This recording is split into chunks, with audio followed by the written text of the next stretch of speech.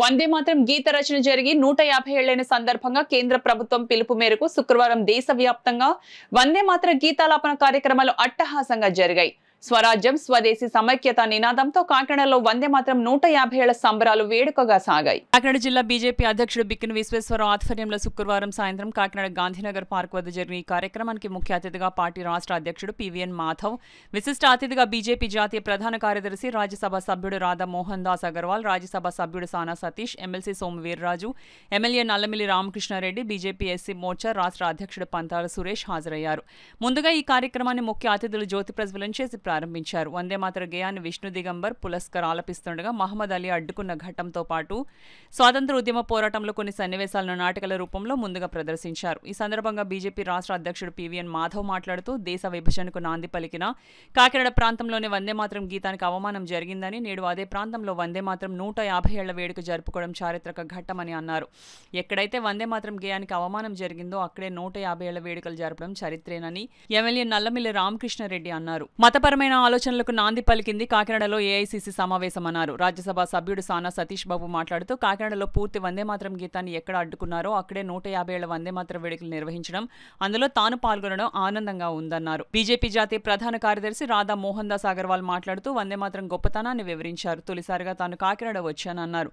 వందే మాతరం 150 ఏళ్ల ఉత్సవంలో పాల్గొన్నందుకు చాలా ఆనందంగా ఉందన్నారు. ఒక దేశద్రోహి పేరు కాకినాడలో వీధికి పెట్టడం విచారకరమని, ఈ విషయాన్ని ప్రధాని మోదీ, హోంమంత్రి అమిత్ దృష్టికి తీసుకువెళ్తానని తెలిపారు. వందే మాతరం గీతాలాపన సమయంలో కాంగ్రెస్ నేత మహమ్మద్ అలీ అడ్డుకున్నారన్నారు.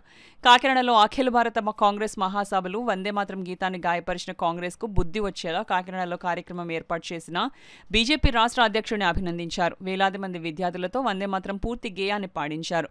విద్యార్థుల సాంస్కృతిక ప్రదర్శనలు ఆకట్టుకున్నాయి. పెద్దలు సోము వీర్రాజు గారు, అలాగే మన ఎమ్మెల్యే నల్లమిల్లి రామకృష్ణారెడ్డి గారు, అలాగే మా పార్టీ సంబంధించిన ఈ యొక్క జిల్లా అధ్యక్షులు బిక్కిని విశ్వేశ్వరరావు గారికి, అలాగే మా ప్రధాన కార్యదర్శులు మా లక్ష్మీ ప్రసన్న గారికి, రమేష్ నాయుడు గారికి, అలాగే ఈ కార్యక్రమానికి కన్వీనర్ గా ఉన్న ఎస్సీ మోర్చా రాష్ట్ర అధ్యక్షులు పనతల సురేష్ గారికి, అలాగే ఓబీసీ ఏ ఆలోచనతో అయితే స్వామి వివేకానంద ప్రపంచం అంతా తిరిగి భారతదేశ ఆత్మ చెప్పడం జరిగిందో, భారతదేశం ఒకటే దేశం, ప్రపంచంలో ఇంకే దేశం లేదు, ఈ పుడమి నా తల్లి నానా నీనామె పుత్రుడని అభిప్రాయంతో మనం నిరంతరం బ్రతకాలి.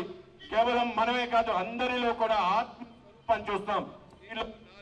అందరిలో కూడా జ్వాజ్వలమైన ఆత్మ ఉంటుంది కనుక మనలో విభేదం లేదు, మనందరం ఒకటి అనేక ఆలోచన ఈ దేశంలోనే ఉంది. ఎవరైనా వాళ్ళ ఇష్టం, ఇవాళ మతం అంటే వాళ్ళ ఇష్టం, ఎవరి ఇష్టం వాళ్ళది. స్వామి వివేకానంద అమెరికాకి వెళ్ళి ఆకాశాత్ పతితం తోయం యదా గచ్చతి సాగరం సర్వదేవ నమస్కారం కేశవం ప్రతిగచ్చతిని. రాజ్యసభ సభ్యులు సానా సతీష్ బాబు గారికి, పెద్దలు శాసన మండలి సభ్యులు శ్రీ సోము వీర్రాజు గారి, సంవత్సరాల క్రితం బంకిం చంద్ర చటోపాధ్యాయ గారు ఒక అవమాన భారం నుంచి ఈ గీతాన్ని రచించటం, ఆయన కలం నుంచి జాలివారిన పరిస్థితిని చూసాం. ఇది మిగిలిన ఏదైతే స్వాతంత్ర సమరంలో అనేక గీతాలు ఆ రోజు స్వాతంత్ర సమర యోధులు ఉపయోగించారో దానికంతటికీ భిన్నంగా ఒక దేశభక్తిని ప్రబోధిస్తూ, హృదయాన్ని తాకుతూ, అత్యంత హృదయంగా ఆనాడు ఆ మహానుభావుడు దాన్ని రచించడం కూడా జరిగింది.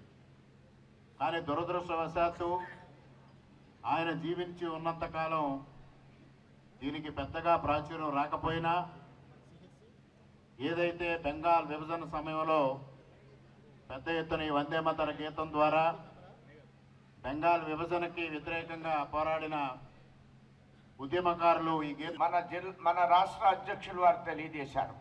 వెంటనే వారిలో ఒక ఇన్స్పిరేషన్ వచ్చింది, నేను ఈ కార్యక్రమంలో పాల్గొవాలని. ఇది దేశవ్యాప్తంగా ఈ విధమైనటువంటి ఆలోచన ప్రేరేపింపజేసేటువంటి ఒక మహో ఉద్యమం. ఇది బీజం నాటబడింది. ఈ కార్యక్రమం నిరంతరం ప్రతి సంవత్సరం కూడా మనం జరుపుకునేటువంటి అలవాటు మనం చేసుకుంటాం. ఆ రోజు ఏ భావంతో అయితే కొంతమంది దీన్ని పూర్తి గీతాన్ని మేము ఆలాపించాం, ఇందులో మతం ఉంది, భారతదేశంలో మతం లేదు, భారతదేశంలో మతం లేనప్పటికీ కూడా గీతంలో మతం ఉందంటే దాన్ని కత్తిరించి కొంత భాగాన్ని పాడేటువంటి అలవాటుని ఆ వేళ ఏదైతే మొదలుపెట్టారో దాని తర్వాత ఈ దేశంలో అనేకమైన కోరికలు ఉత్పన్నమైనవి. మతపరమైనటువంటి ఆలోచనతో దేశానికి విభజనకి నాంది పలికింది కాకినాడలో ఆ వేళ వాళ్ళు కోరినటువంటి. ఒక 9 సంవత్సరాలు ఈ పార్క్నే చూసుకుంటా వెళ్ళాను.